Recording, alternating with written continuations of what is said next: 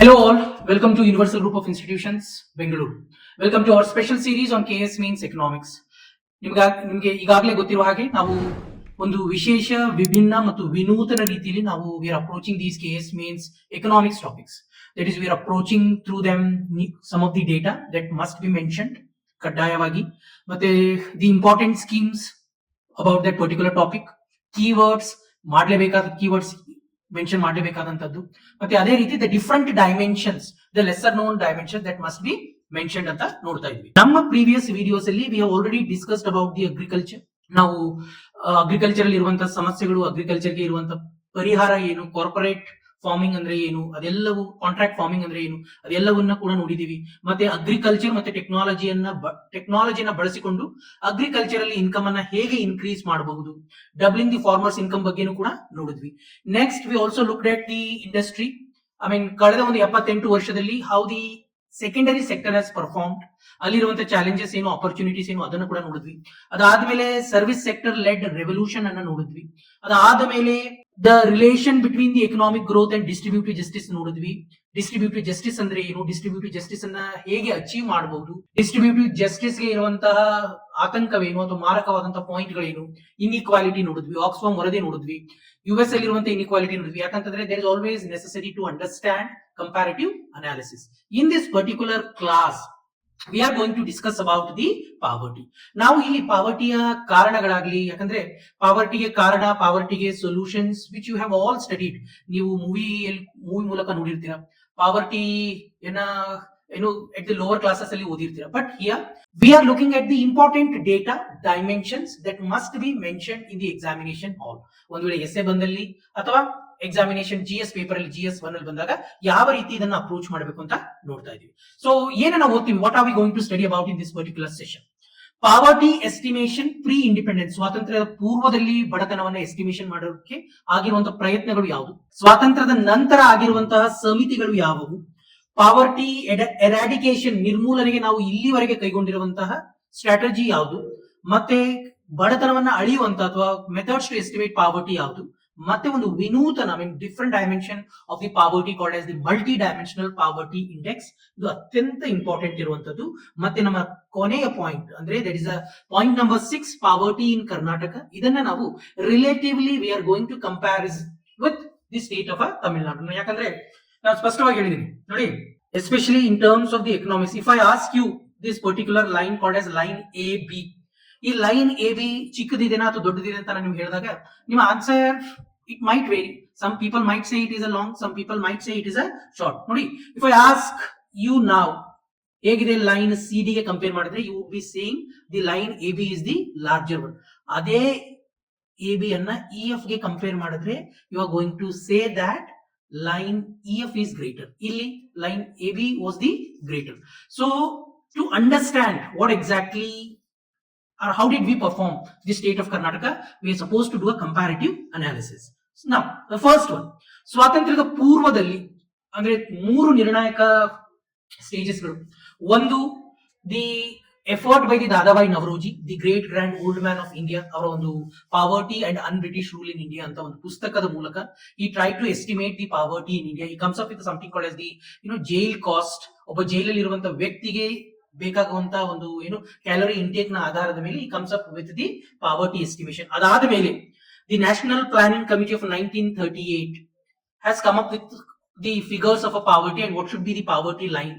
ಅದಾದ ಮೇಲೆ all the industrialists come together. What kind of economic ideology are we supposed to adopt? That was the Bombay plan. GD Birla irbodu. So ಅವರ ಒಂದು ಅಡಿಯಲ್ಲಿ ಬಂದಿರುವಂತಹ ಒಂದು Bombay plan ಕೂಡ poverty estimation ಅನ್ನ ಹೇಳುತ್ತೆ. ಅದಾದ ಮೇಲೆ ಸ್ವಾತಂತ್ರ್ಯದ ನಂತರ ಮೊಟ್ಟ ಮೊದಲ effort we find in 1962. The reason being, ನೋಡಿ, 1947 when we gained the independence, more than 3/4 of the population, ಅಂದ್ರೆ 75% ಜನಸಂಖ್ಯೆ ಏನಿದೆ, either they were vulnerable to the poverty or they were living below poverty line. If you look at the literacy was standing at 16%. per capita income was a low. ಅಥವಾ ನಿಮಗೆ ಅವರು one of the great prime minister Mr. Manmohan Singh ಅವರ ಒಂದು ಭಾಷೆಯಲ್ಲಿ ಹೇಳ್ಬೇಕಂತಂದ್ರೆ, the brightest jewel in the British crown was left, or it was hopelessly poor when it gain independence ಅಂತ ಅವ್ರ ಒಂದು ಭಾಷಣದಲ್ಲಿ ಹೇಳ್ತಾರೆ. So the first effort to estimate the poverty was happened in 1962. And we had a institution called as a planning commission. Planning commission used to estimate the poverty. So the working group of planning commission 1962 ಏನ್ ಮಾಡುತ್ತೆ, it tried to estimate the poverty. ಆಗ 1950 ಅಲ್ಲಿ Indian Council of Medical Research ಅವರು ಒಂದು ಆರೋಗ್ಯಯುತ ವ್ಯಕ್ತಿಗೆ ಬೇಕಾದಷ್ಟು calorie ಎಷ್ಟು ಅಂತ ಒಂದು ಫಿಗರ್ ಕೊಟ್ಟಿರ್ತಾರೆ. ಆ ಕ್ಯಾಲೋರಿ ಎಷ್ಟು ಆಹಾರವನ್ನ ಕನ್ಸ್ಯೂಮ್ ಮಾಡಬೇಕು ಅಂದ್ರೆ ಎಷ್ಟು ದುಡ್ಡನ್ನ ಖರ್ಚು ಮಾಡಬೇಕು, ಅದರ ಆಧಾರದ ಮೇಲೆ the working group in 1962 estimate the poverty. ಅದಾದ ಮೇಲೆ ವಿ.ಎಂ. ದಾಂಡೇಕರ್ and ರತ್, they were the two greatest economists after the independence. They used the national sample survey data of 1960 ಮತ್ತೆ 61 sample survey data na use ಮಾಡಿ they tried to estimate the poverty. ಅದಾದ ಮೇಲೆ ಮತ್ತೆ planning commission 1979 ಅಲ್ಲಿ ಒಂದು task force ಅನ್ನ establish ಮಾಡುತ್ತೆ, ವೈ.ಕೆ. Alagh committee, ವೈ.ಕೆ. Alagh ಅವರ ಅಧ್ಯಕ್ಷತೆಯಲ್ಲಿ. ಅದಾದ ಮೇಲೆ ಟಿ.ಡಿ. ಲಕ್ಕಡ್ವಾಲಾ ಕಮಿಟಿ ಆಫ್ 1993, ಅದಾದ ಮೇಲೆ ಸುರೇಶ್ ಟೆಂಡೂಲ್ಕರ್ ಕಮಿಟಿ ಆಫ್ 2009, ಕೊನೆಯದಾಗಿ C Rangarajan committee of 2012. This was the final committee that was specifically established to estimate the poverty. ಆದರೆ C Rangarajan committee recommendations has led to controversy. So ಅವರ ರೆಕಮೆಂಡೇಶನ್ಸ್ ಅನ್ನ UPA 2 ಸರ್ಕಾರ ಒಪ್ಕೊಳ್ಳೋದಿಲ್ಲ. So even to the day the poverty is estimated on the basis of the Tendulkar committee of 2009. So ಈ ಪಾವರ್ಟಿಯನ್ನ reduce ಮಾಡೋದಕ್ಕೆ ಸರ್ಕಾರ ಕೈಗೊಂಡಿರುವಂತಹ ಕ್ರಮಗಳು ಯಾವುದು, ಅಥವಾ the main strategy number 1 was economic growth. That is focus more on economic growth. ನೀವು more economic growth ಮೇಲೆ ಫೋಕಸ್ ಮಾಡಿದ್ರೆ it is going to create jobs, economic opportunity create ಮಾಡುತ್ತೆ. Jobs ಹೆಚ್ಚು ಕ್ರಿಯೇಟ್ ಆದ್ರೆ what happens to the income level? Income level is going to increase. Income level is going to increase. Standard of living ಏನಾಗುತ್ತೆ, increase ಆಗುತ್ತೆ. That means the people will escape the poverty. This is one face of it. ಇನ್ನೊಂದು face ಏನು ಅಂತಂದ್ರೆ, ನೀವು higher economic growth start ಆಯ್ತು ಅಂದ್ರೆ it is going to lead to the trickle down effect. What I mean by trickle down effect? ಈಗ ನೋಡಿ, economy expand ಆಗ್ತಾ ಇದೆ, industrialist is going to set up industry. ಆ ಇಂಡಸ್ಟ್ರಿ ಸೆಟಪ್ ಮಾಡ್ತಿದ್ದಾಗ it is going to create the economic opportunity. ಆ industry ಇನ್ನೂ ಹೆಚ್ಚು ಲಾಭ ಗಳಿಸಿದ ಹಾಗೆ industry is going to expand again, or more and more units of industrial units will be established, which is going to create more and more job opportunities. ಹೆಚ್ಚು job opportunities create ಆದಾಗೆ income level is going to increase, standard of living is going to improve. This is going to uplift more number of people from the poverty. This was the dimension number 2, that is trickle down effect. ಇದರ ಇನ್ನೊಂದು ಮುಖ ಏನು economic growth ಮೇಲೆ ನೋಡಿ, ಸರ್ಕಾರ ಹೆಚ್ಚು economic growth ಮೇಲೆ focus ಮಾಡಿದಾಗ what happens in the tax collection of government's tax collection is going to increase. If the government's tax collection is going to increase, so welfare ಗೆ ಸರ್ಕಾರ ಅಥವಾ ಕಲ್ಯಾಣ ಕಾರ್ಯಕ್ರಮಗಳಿಗೆ ಸರ್ಕಾರ ಹೆಚ್ಚು ಹಣವನ್ನ ವಿನಿಯೋಗಿಸಬಹುದು. This was the strategy number 1. The strategy number 2 that the government has taken up is the job creation. ಈ particular strategy ಅನ್ನ we find right in the middle of a third 5-year plan ಸಮಯದಲ್ಲಿ ಈ ಸ್ಟ್ರಾಟಜಿನ ನೋಡ್ತೀವಿ. ಸರ್ಕಾರ it started to estimate. ಈಗ first 10 years progress ಅದರ ಆಧಾರದ ಮೇಲೆ ಸರ್ಕಾರ ಏನ್ ಡಿಸೈಡ್ ಮಾಡುತ್ತೆ ಅಂತಂದ್ರೆ, this strategy is okay, but apart from that what else we need ಅಂತಂದಾಗ ನೇರವಾಗಿ ಉದ್ಯೋಗಗಳ ಸೃಷ್ಟಿಯಲ್ಲಿ ಸರ್ಕಾರನೇ ನಿರ್ಣಾಯಕ ಪಾತ್ರವನ್ನು ನಿರ್ವಹಿಸುತ್ತೆ. 2 strategy. ಒಂದು, they start coming up with the more wage employment programs, ಇನ್ನೊಂದು self employment programs. ಅಂದು ಬಂದಂತ ಒಂದು wage employment program something like a food for work program. ಅಂದ್ರೆ ಕೆಲಸದ ಕಾರ್ಯನಿರ್ವಹಿಸಿದ ಮೇಲೆ they were paid in food. ಈಗ ಉದಾಹರಣೆಗೆ ನೀವು MG ನರೇಗಾ ನೋಡಬಹುದು, it's a wage employment program. ಇನ್ನೊಂದು self employment program ಅಂದ್ರೆ ಒಬ್ಬ ಶಿಕ್ಷಿತ ವ್ಯಕ್ತಿಗೆ, the individual who has a skill, give them a financial assistance. If you give him a financial assistance, ಆತನೇ ಒಂದು ಉದ್ಯೋಗವನ್ನ ಸ್ಥಾಪನೆ ಮಾಡ್ತಾನೆ.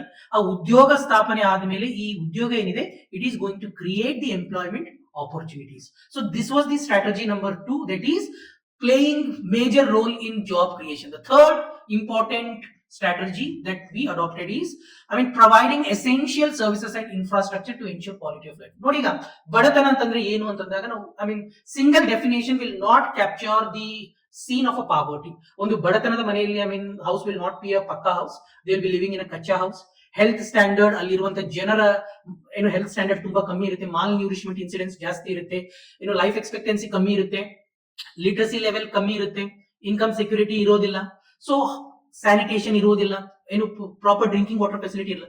So once you start building this, that is ಹಳ್ಳಿಯಲ್ಲೇ ಅತ್ಯುತ್ತಮ ಶಿಕ್ಷಣವನ್ನು ಒದಗಿಸುವುದು, ಉತ್ತಮ ಆರೋಗ್ಯ ಸೇವೆಗಳನ್ನು ಒದಗಿಸುವುದು ಅಥವಾ ನೇರವಾಗಿ ಮನೆಗೆ pipe drinking water, clean portable drinking water ಅನ್ನು ಒದಗಿಸುವುದು. I mean that is look at this is the third important strategy, that is basic ಎಮ್ಯುನಿಟಿಯನ್ನ ನೇರವಾಗಿ ಆ ಬಡ ಕುಟುಂಬಗಳಿಗೆ ಪ್ರೊವೈಡ್ ಮಾಡುವುದು. This was the third important strategy.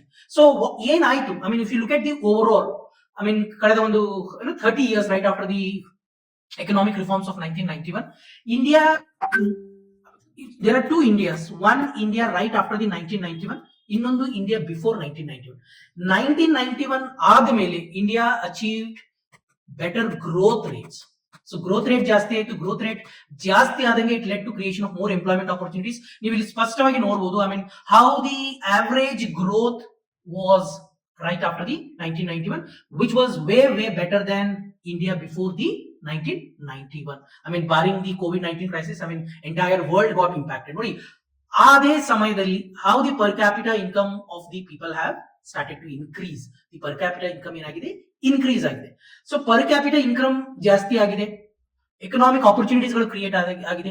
World bank data ಏನ್ ಹೇಳ್ತಾ ಇದೆ, how the poverty has decline over a period of a time.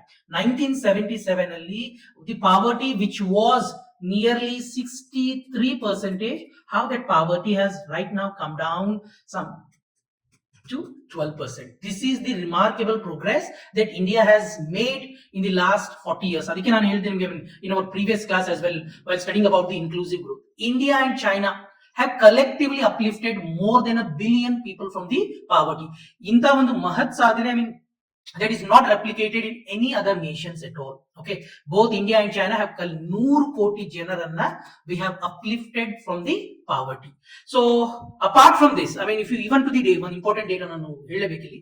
See, ಈಗಲೂ ನೀವು ಟಾಪ್ 5 nations ಅಂದ್ರೆ ನಂಬರ್ ಬೇಸಿಸ್ ಮೇಲೆ where more number of poor people reside, India is the place. India, Nigeria, Bangladesh, I mean, these are the 3 nations where more number of poor people are existing. Number wise, percentage wise, sub-Saharan country is where more number of people are living the below poverty line. Now coming to the next one, what are the ways to estimate the poverty anta helide? The first way to estimate the poverty is income method. Is the income method. ಅಂದ್ರೆ ಒಂದು ರಫ್ಲಿ ಒಂದು line ಅನ್ನ ತಗೊಂಡ್ ಬರ್ತೀವಿ, ಆ line ಅನ್ನು ನಾವು ಬಡತನ ರೇಖೆ ಅಂತೀವಿ ಅಥವಾ ಪಾವರ್ಟಿ ಲೈನ್. ಸೊ ಇಲ್ಲಿ ಏನ್ ಮಾಡ್ತೀವಿ ಅಂತಂದ್ರೆ, let's say the simple image figure, let's say 100 rupees our poverty line. ಈ 100 ರೂಪಾಯಿಗಿಂತ ಕಡಿಮೆ ಯಾರು ಗಳಿಸ್ತಾ ಇದ್ದಾರೆ, we are going to classify them as poor, rest as non-poor. Remember, it is not about the poor and rich, rather it is poor and non-poor. This is a method called as the income method. The second method exists is the consumption expenditure method. The second method that exists is consumption expenditure method. ಏನು consumption expenditure? ನೋಡಿ ಹೆಸರಲ್ಲಿ consumption. ನೋಡಿ, ನಾನು ಮುಂಚೆನೆ ಹೇಳಿದಾಗೆ ಒಂದು ಇಲ್ಲಿ ಏನ್ ಮಾಡ್ತಾರೆ ಅಂದ್ರೆ, ಒಬ್ಬ ಆರೋಗ್ಯಯುತ ವ್ಯಕ್ತಿ ಎಷ್ಟು ಕ್ಯಾಲೋರಿಯನ್ನ ಕನ್ಸ್ಯೂಮ್ ಮಾಡಬೇಕು ಅಂತ ಪ್ರತಿದಿನ ಕ್ಯಾಲ್ಕುಲೇಟ್ ಮಾಡ್ತಾರೆ. ಲೆಟ್ಸ್ ಸೇ ಒಬ್ಬ ಆರೋಗ್ಯಯುತ ವ್ಯಕ್ತಿ 1000 ಕ್ಯಾಲೋರಿ ಕನ್ಸ್ಯೂಮ್ ಮಾಡಬೇಕು ಅಂತ ತಿಳ್ಕೊಳ್ಳಿ. 1000 ಕ್ಯಾಲೋರಿಯನ್ನ ಕನ್ಸ್ಯೂಮ್ ಮಾಡಬೇಕು. ಈ 1000 ಕ್ಯಾಲೋರಿಯನ್ನ ಕನ್ಸ್ಯೂಮ್ ಮಾಡೋದಕ್ಕೆ ನಾವೇನು ಫುಡ್ ಅನ್ನ ತಿನ್ಬೇಕು.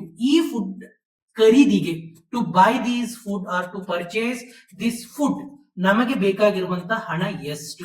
ಲೆಟ್ಸ್ ಈ 100 ಕ್ಯಾಲೋರಿಯನ್ನ ಕನ್ಸ್ಯೂಮ್ ಮಾಡೋದಕ್ಕೆ ನಮಗೆ ಬೇಕಾಗಿರುವಂತಹ ಹಣ 150 ರೂಪಾಯಿ.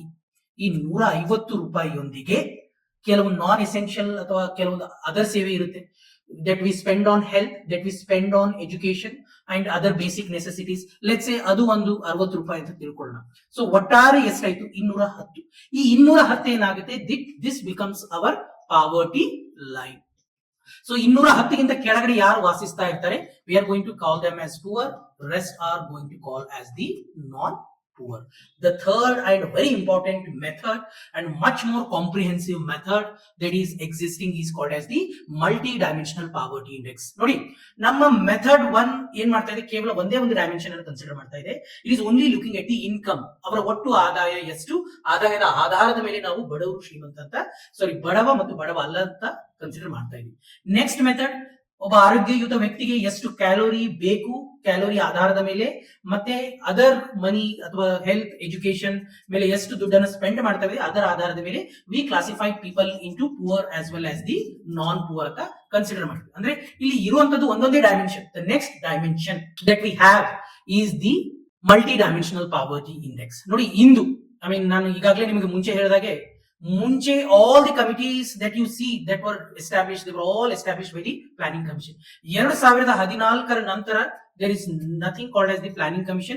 Instead of planning commission, right now we have a Niti Ayog. ಈ ನೀತಿ ಆಯೋಗ್ ಇವಾಗ ಪಾವರ್ಟಿಯನ್ನ ಎಸ್ಟಿಮೇಟ್ ಮಾಡ್ತಾ ಇದೆ. Please remember very clearly, we do not have a planning commission right now. Planning commission has been disbanded. No, ನಾವೀಗ so ಏನಿದು multi dimensional poverty index? ಒಂದು ಇದನ್ನು ಯಾರು ಡಿಸೈನ್ ಮಾಡಿದ್ರು ಅಂದ್ರೆ it has been designed by OPHI, that is Oxford poverty and human development initiative in association with the UNDP, that is UN development programme. ಇವರ ಒಂದು ಜಂಟಿ ಸಂಯುಕ್ತದಲ್ಲಿ ಡೆವಲಪ್ ಆಗಿರುವಂತಹ index global multi dimensional poverty index. 3 main indicators ಇದೆ. Health ಇದೆ, education ಇದೆ, ಮತ್ತೆ living standard ಇದೆ. ಹೆಲ್ತ್ ಒಟ್ಟಾರೆ ಟೋಟಲ್ ದೇರ್ ಆರ್ 10 ಇಂಡಿಕೇಟರ್ಸ್. ನೀವು ಸ್ಪಷ್ಟವಾಗಿ ನೀವು ಕಾಣಬಹುದು. There is nutrition, child mortality, years of schooling, school attendance, cooking fuel, sanitation, drinking water, electricity, housing ಮತ್ತೆ ಅಸೆಟ್ಸ್. ಇದರ ಒಂದು ಆಧಾರದ ಮೇಲೆನೆ ನಮ್ಮ NITI Aayog has come up with the national multi dimensional poverty index ಬಂದಿದೆ. ಯಾರು ತಂದಿದ್ದಾರೆ ಇದನ್ನ ತಂದವರು ನೀತಿ ಆಯೋಗ ತಂದಿದೆ. ಇನ್ಸ್ಟೆಡ್ ಆಫ್ 10 ನಮ್ಮಲ್ಲಿ there are 12 indicators. The one indicator that is extra can see very clearly here is the maternal health. The another one is the bank account. These are the 2 extra indicators that we have used in our multi dimensional poverty index. ಹಾಗಾದ್ರೆ ನೋಡಿ, ನೀವು ಇದೇ survey ಏನ್ ಹೇಳ್ತಾ ಇದೆ, because ನೋಡಿ poverty are estimating poverty has always been a very sensitive issue in India. Because the one way that on what we look at is ಪ್ರತಿ 5 years ಒಮ್ಮೆ we do something called the household expenditure survey ಮಾಡ್ತೀವಿ, household consumption expenditure survey. ಅದರ ಆಧಾರದ ಮೇಲೆ ಜನರ ಒಂದು consumption expenditure ಜಾಸ್ತಿ ಆಗ್ತಾ ಇದ್ರೆ, ಜನ ಜಾಸ್ತಿ ಕನ್ಸ್ಯೂಮ್ ಮಾಡ್ತಾ ಇದ್ರೆ, ವಿ ಸೇ ದಿ ಪಾವರ್ಟಿ ಜಾಸ್ತಿ ಜನ ಬಡವರು ಇಲ್ಲ, ಯಾಕಂದ್ರೆ ಜಾಸ್ತಿ ಜನ ಕನ್ಸ್ಯೂಮ್ ಮಾಡ್ತಾ ಇದ್ದಾರೆ.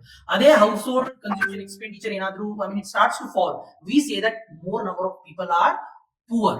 ಸೊ ಈ ಒಂದು ನೀತಿ ಆಯೋಗ್ನ ಒಂದು multi dimensional national multi dimensional poverty index ನ ಲೇಟೆಸ್ಟ್ ವರದಿ ಪ್ರಕಾರ, ಕಳೆದ ವರ್ಷದ ವರದಿ ಪ್ರಕಾರ, ರೈಟ್ ನಾವ್ ದಿ ಪ್ರೊಜೆಕ್ಟೆಡ್ ಫಿಗರ್, ಈ 2 ಫಿಗರ್ ಅನ್ನು ನೀವು ನೆನಪಿಡ್ಲೇಬೇಕು.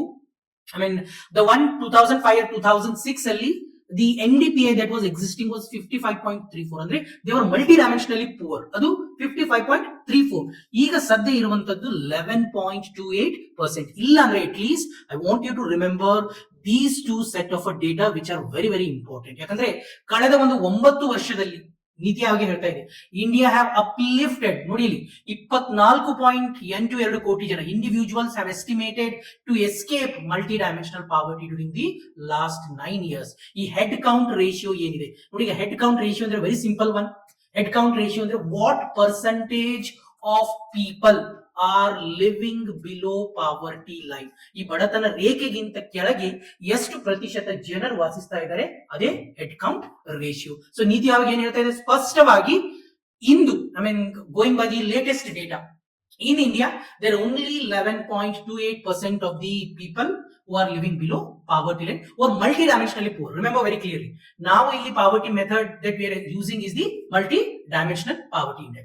So what is the significance, what is the importance of this national multi-dimensional poverty index? The first one, detailed understanding of poverty ಇದೆ. detailed understanding ನೋಡಿ, ಇನ್ಕಮ್ ಮೆಥಡ್, ಎಕ್ಸ್ಪೆಂಡಿಚರ್ ಮೆಥಡ್ ಅಲ್ಲಿ ನಾವು ಕೇವಲ ಒಂದೇ indicator ನ ನೋಡಿ ಪಾವರ್ಟಿಯನ್ನ ಅಳಿತಾ ಇದ್ದೀವಿ. ನಮಗ್ ಗೊತ್ತು poverty is a multi dimensional problem. ಆ ಮಲ್ಟಿ ಡೈಮೆನ್ಷನಲ್ ಪ್ರಾಬ್ಲಮ್ ಅನ್ನ ಡಿಫ್ರೆಂಟ್ ಡೈಮೆನ್ಷನ್ ಗಳ ಮೂಲಕ ಕ್ಯಾಪ್ಚರ್ ಮಾಡಿ ಒಂದು ರೈಟ್ ಸೆಟ್ ಆಫ್ ಡೇಟಾ ಇರಬೇಕು, ವಿಚ್ ಮೋರ್ ಕಾಂಪ್ರಿಹೆನ್ಸಿವ್, ಸಮಗ್ರವಾಗಿ ಬಡತನವನ್ನು ಯಾವ್ದು ಸೆರೆ ಹಿಡಿತಾ ಇದೆ ಅಂದ್ರೆ that is multi dimensional poverty index. Second one ನೋಡಿ, ಈಗ ನಮಗೆ ಗೊತ್ತಾಯ್ತು ಯಾವುದೋ ಒಂದು ಕುಟುಂಬ that is poor in terms of the drinking water ಅಲ್ಲಿ poor ಇದೆ ಅಂತ ಗೊತ್ತಾಯ್ತು, ಇಲ್ಲ ಎಲೆಕ್ಟ್ರಿಸಿಟಿಯಲ್ಲಿ poor ಇದೆ ಅಂತ ಗೊತ್ತಾಯ್ತು.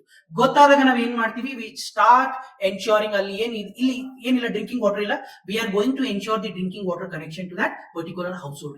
ಇಲ್ಲ ಅಲ್ಲಿ ಕ್ಲೀನ್ ಕುಕಿಂಗ್ ಫ್ಯೂಲ್ ಇಲ್ಲ, you are already aware where the government is providing free LPG first connection to the individual household, those who do not have the LPG connection at all. So ಸರ್ಕಾರಕ್ಕೆ ಏನಾಗುತ್ತೆ ಆವಾಗ, it is able to target ಸ್ಪಷ್ಟವಾಗಿ. ಅದೇ ರೀತಿ it can focus on the overlapping issue. What I mean by overlapping issues, very simple ನೋಡಿ, education and poor health of a children are very interrelated to each other. ನೋಡಿ ಒಂದು ಸ್ಪಷ್ಟ ಒಂದು ಉದಾಹರಣೆ ಮೂಲಕ ನಾನು ತಿಳಿಸ್ತೀನಿ. There is something called as the mid day meal scheme, ನೀವು ಕೇಳಿರ್ತೀರಾ, ಅಥವಾ ಮಧ್ಯಾಹ್ನದ ಬಿಸಿ ಊಟ. ನೋಡಿ ಸರ್ಕಾರ ಮಧ್ಯಾಹ್ನದ ಬಿಸಿ ಊಟನ ಕೊಡೋದಕ್ಕೆ ದ ರೀಸನ್ ಬೀಯಿಂಗ್ ಏನು ಅಂತಂದ್ರೆ, I mean, the child has to spend, I mean, just to have that meal, child has to spend 3 to 4 hours in a school. 3 to 4 hours school ಅಲ್ಲಿ ಸ್ಪೆಂಡ್ ಮಾಡಿದ್ರೆ ಮಗುವಿನ ಕಲಿಕೆಯ ಮಟ್ಟ ಏನಾಗುತ್ತೆ, ಕಲಿಕೆಯ ಮಟ್ಟದಲ್ಲಿ ಸುಧಾರಣೆ ಆಗುತ್ತೆ. ಕಲಿಕೆಯ ಮಟ್ಟ ಸುಧಾರಣೆ ಆಯ್ತು, ಅದೇ ರೀತಿ ಪೌಷ್ಟಿಕ ಆಹಾರದ ಕೂಡ ಒದಗಿಸುತ್ತೆ. So look at health challenge ಕೂಡ, ಮಾಲ್ ನ್ಯೂಟ್ರಿಷನ್ ಚಾಲೆಂಜ್ ಕೂಡ ಸಾಲ್ವ್ ಆಯ್ತು. ಅದೇ ರೀತಿ the education challenge is also being solve. At the same time the fourth one is it ensures the inclusive policy making because this is more comprehensive. ಅಲ್ಲಿ ಇರುವಂತ ಏನು ಕೊರತೆಗಳನ್ನ ನೇರವಾಗಿ target ಮಾಡುವ ಮೂಲಕ ಆರ್ಥಿಕ ಪ್ರಗತಿಯ ಲಾಭಾಂಶ ಸಮಾಜದ ಎಲ್ಲಾ ಸ್ತರಗಳಿಗೂ ಮುಟ್ಟುತ್ತದೆ. This is what is the best thing about the national multi dimensional poverty index. So ಇಲ್ಲಿವರೆಗೆ ನಾವ್ ಏನ್ ನೋಡಿದ್ವಿ, ಐ ಮೀನ್ ಪಾವರ್ಟಿ ಎಸ್ಟಿಮೇಷನ್ ನೋಡಿದ್ವಿ, ಪಾವರ್ಟಿ ಎಸ್ಟಿಮೇಷನ್ ಕಮಿಟಿಗಳನ್ನ ನೋಡಿದ್ವಿ, ಸ್ಟ್ರಾಟಜಿಗಳನ್ನ ನೋಡಿದ್ವಿ, 3 ಸ್ಟ್ರಾಟಜೀಸ್, ಮೆಥಡ್ ಅನ್ನ ನೋಡಿದ್ವಿ. Again we have 3 methods here. MDPI, I mean, global level MDPI ne bere, national level MDPI ne bere, adanna kuda nodidvi. And the last and a very important part, which is about the poverty in Karnataka with relative comparison with the Tamil Nadu, because this is very, very important. Now, look at the few things that I have to talk about. I mean, few things of which we need to be proud. At the same time, few things which we should not be proud of. ನೋಡಿ, ಇಂದಿಗೂ ಕೂಡ ಕಳೆದ ಒಂದು 10 ವರ್ಷದಲ್ಲಿ ಯಾವುದಾದ್ರೂ ಒಂದು ರಾಜ್ಯ, on an average, irrespective of the political party that was in power, Karnataka was the fastest growing major state in entire India.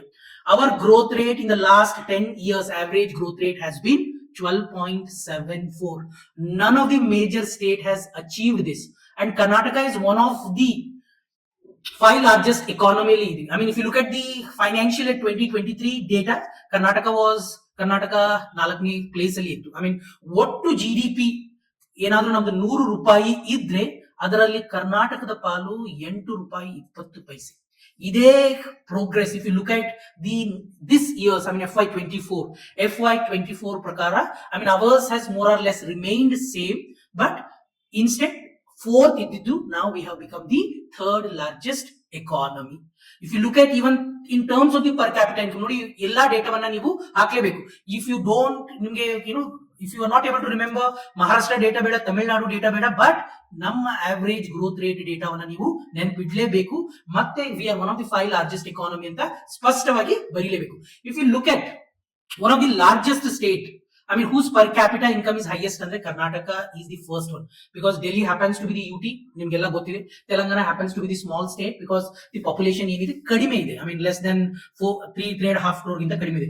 5 ಕೋಟಿಗೂ ಅಧಿಕ ಜನಸಂಖ್ಯೆ ಉಳ್ಳುವಂತ ರಾಜ್ಯದಲ್ಲಿ, ಅಂದ್ರೆ ನಾವು ಏನು ಮೇಜರ್ ಸ್ಟೇಟ್ ಮೈನರ್ ಸ್ಟೇಟ್ ಅಂತ ಏನು ಡಿವೈಡ್ ಮಾಡ್ತೀವಿ, Karnataka is a first state. ಕರ್ನಾಟಕಗೆ ಪರ್ ಕ್ಯಾಪಿಟಲ್ ಇನ್ಕಮ್ ಅಲ್ಲಿ ಫಸ್ಟ್ ರ್ಯಾಂಕ್ ಇದೆ. ಆದರೆ ನೀವು ಬಡತನದ ಒಂದು ನೋಡಿದ್ರೆ, among all the southern states where more number of poverty exist, ನೋಡಿ ಡೇಟಾ ನೀವು ಕಾಣಬಹುದು ಇಲ್ಲಿ. 2015-16ರಲ್ಲಿ ಬಡತನ ಎಷ್ಟಿತ್ತು, 2019-20ರಲ್ಲಿ ಬಡತನ ಎಷ್ಟಿತ್ತು ಅಂತ ನೋಡ್ತಾ ಇದ್ದೀರಾ. ದಕ್ಷಿಣ ಭಾರತದ ರಾಜ್ಯಗಳಲ್ಲಿ ನೋಡಿದ್ರೆ ಐ ಮೀನ್ ಪರ್ಸೆಂಟೇಜ್ ವೈಸ್ ನಾನು ಹೇಳ್ತಾ ಇರೋದು, I am telling in terms of the percentage wise, ಕರ್ನಾಟಕದಲ್ಲೇ ಜನಸಂಖ್ಯೆ, I mean in terms of the percentage ಜಾಸ್ತಿ ಜನ ಇರುವುದು. ತೆಲಂಗಾಣ ನೋಡ್ತೀರಾ, ತೆಲಂಗಾಣ ಇಸ್ ಓನ್ಲಿ 5.88. ತಮಿಳುನಾಡು ನೋಡ್ತೀರಾ ಬರೀ 2.20.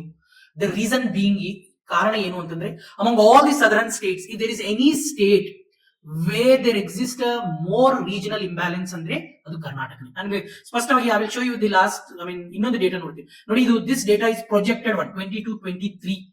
ಇಲ್ಲಿ ಪ್ರಕಾರ ಏನು ಅಂದ್ರೆ, I mean our poverty is going to come down to 5.67. ಅಷ್ಟೇನು ಗಮನಾರ್ಹವಾದ ಬದಲಾವಣೆ ಇಲ್ಲ, ಬಟ್ ಐ ಮೀನ್ ರಫ್ಲಿ 5.67 ಅಂತ ನೀವು ಬರಿಬಹುದು. ನೋಡಿ, ನಾನು ಹೇಳಿದೆ ನಿಮ್ಗೆ, can you see this very clearly ಒಂದು ಇಮೇಜ್. ಅತಿ ಹೆಚ್ಚು ಜನ ಬಡವರು ಇರೋದು, I mean in the northern and the eastern part of Karnataka. ನೀವು ಕಲ್ಯಾಣ ಕರ್ನಾಟಕ, ಹೈದರಾಬಾದ್ ಕರ್ನಾಟಕ ಅಥವಾ ಮುಂಬೈ ಕರ್ನಾಟಕದ ಹೆಚ್ಚು, I mean the more alarming is the Kalyana Karnataka ಭಾಗದಲ್ಲಿ. ನನಗೆ ಇನ್ನೊಂದು ಸ್ಪಷ್ಟವಾಗಿ ತೋರಿಸ್ತೀನಿ. The reason being, if can you see this Bangalore urban, ಮತ್ತೆ ಮೈಸೂರು, ಮತ್ತೆ ತುಮಕೂರು, 1, 2 ಮತ್ತೆ 3, ಈ 3 ಜಿಲ್ಲೆಗಳನ್ನ, ಈ 3 ಜಿಲ್ಲೆಗಳ ನೀವು ಏನು GDP ನೋಡಿದ್ರೆ, I mean gross district GDP ನೀವು ನೋಡಿದಾಗ ಏನಾಗುತ್ತೆ, ನೀವು ನೋಡಿದಾಗ, I mean these 3 itself almost comprise of 45% of GSDP. I mean gross state product ಅಲ್ಲಿ ಅತಿ ಹೆಚ್ಚು ಪಾಲು ಇರುವಂತದ್ದು ಯಾವುದು ಈ ಕೇವಲ 3 ಅದೆಲ್ಲ ಬಿಟ್ಟು ನೀವು just look at the simple Axis. ಇವು ಒಂದು ಎಲ್ ನೋಡಿ, ತುಮಕೂರು, ಬೆಂಗಳೂರು, ರೂರಲ್, ಅರ್ಬನ್, ರಾಮನಗರ, ಮಂಡ್ಯ ಮತ್ತೆ ಮೈಸೂರು. ಈ ಇಷ್ಟೇ ಜಿಲ್ಲೆಗಳನ್ನು ನೋಡಿದ್ರೆ ಈ ಜಿಲ್ಲೆಗಳ ಒಟ್ಟು GSDP ಅಲ್ಲಿ ಪಾಲು ನೀವು ಎಷ್ಟು ಅಂತ ನೋಡಿದ್ರೆ 50%. Can you imagine this? This is regional imbalance which we are suppose to be worried of. ನೋಡಿ, ಅತಿ ಹೆಚ್ಚು ರೀಜನಲ್ ಇಂಬ್ಯಾಲೆನ್ಸ್ ಇರೋದು ನಮ್ಮಲ್ಲಿ. If you look at the Tamil Nadu, Tamil Nadu being one of the largest state ಇದ್ರೂ ಕೂಡ one of the least regional imbalance ಇರುವಂತ state among all the southern states because it has a more number of industrial cluster. ಈ regional imbalance ಅನ್ನ ಸರಿದೂಗಿಸೋದಕ್ಕೋಸ್ಕರನೇ government has come up with the industrial corridors. ನಿಮ್ಗೆ ಗೊತ್ತಿದ್ದಾಗೆ one that is running through the Bidar ಹೋಗ್ತಾ ಇದೆ, south north corridor ಇದೆ, ಇನ್ನೊಂದು East West corridor ಮಂಗಳೂರಿಂದ ಬರ್ತಾ ಇರುವಂತದ್ದು ಮತ್ತೆ to Bengaluru, where we want to ensure the industrial activity and moreover the very ಇನ್ನೊಂದು important the reason being why we see. ನೋಡಿ, ಕರ್ನಾಟಕದ ನೀವು GV ಅಥವಾ GSDP ನೋಡಿದಾಗ ಅತಿ ಹೆಚ್ಚು ಕಾಂಟ್ರಿಬ್ಯೂಟ್ ಮಾಡ್ತಾ ಇರುವಂತಹದ್ದು ಸರ್ವಿಸ್ ಸೆಕ್ಟರ್. 66.72% GSDP ಗೆ ಕಾಂಟ್ರಿಬ್ಯೂಟ್ ಮಾಡ್ತಾ ಇದೆ ಸರ್ವಿಸ್ ಸೆಕ್ಟರ್.